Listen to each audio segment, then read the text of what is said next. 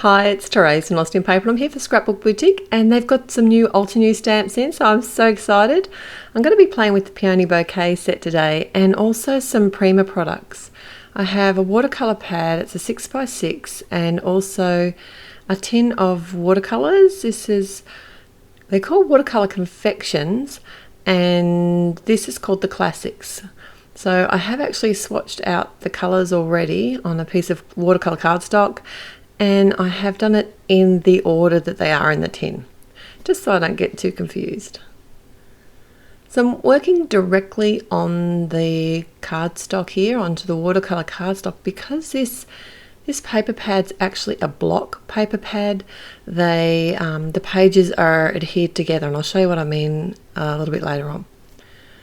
So I'm using some Hickory Smoke Distress ink, and I know that this reacts with water. And actually, to be honest, I thought it would react a little bit more than it did with the water. So, because I was kind of hoping to add the greys through with the purples on my flowers, and it didn't really work out the way I planned. So I just added my own grey, which seemed to work fine as well. So I'm just going to stamp this out and just start playing with my colours. I am stamping on the rough side of the paper, but it seemed to work fine. I didn't have any problems with mis-stamping. And you see what I mean here? It really isn't mixing. The grey isn't bleeding at all, which is, I thought, a bit unusual, but it is fairly fine stamp. Okay, so I'm going to link all the products at my blog, and you can also find the links below in the YouTube description. So I'll be back with you when all the colouring is done.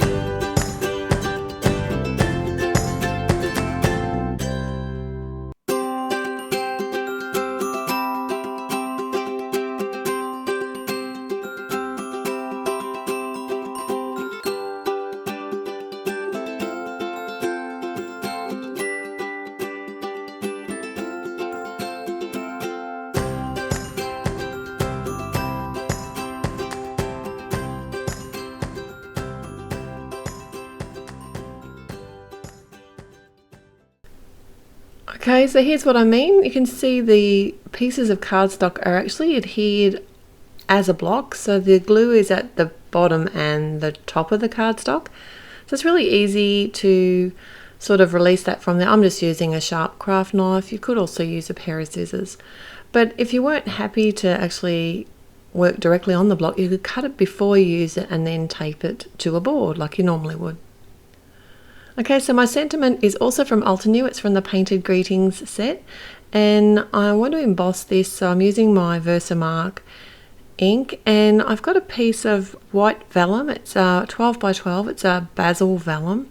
It's a fairly heavy weight. It's a 29-pound weight, and I'm just going to prep that with my powder tool, because vellum's notorious for getting stray bits of embossing powder everywhere.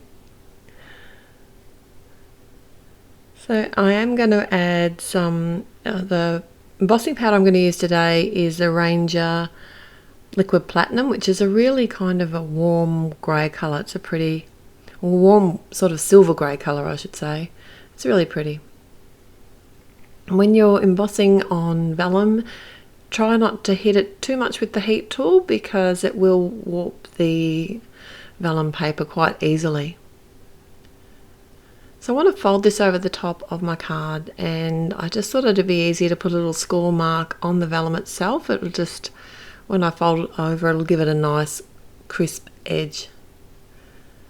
And I have cut my watercolour cardstock down to fit the same size as the front of my card. I'm going to pop this on the front of a top fold card, and to adhere my vellum onto the watercolour cardstock, I do want the front to sit down a little bit because those flowers are going to be very subtle in the background.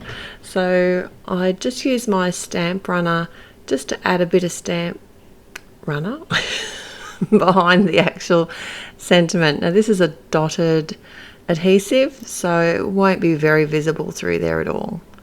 And then I've got my ATG gun, and I'm adding that to the back of the watercolour cardstock panel, and then I can adhere my vellum on top. And I've cut the length of my vellum so it's going to actually sit the same length as the cardstock. I just like the way the vellum makes things look really sort of muted and pretty.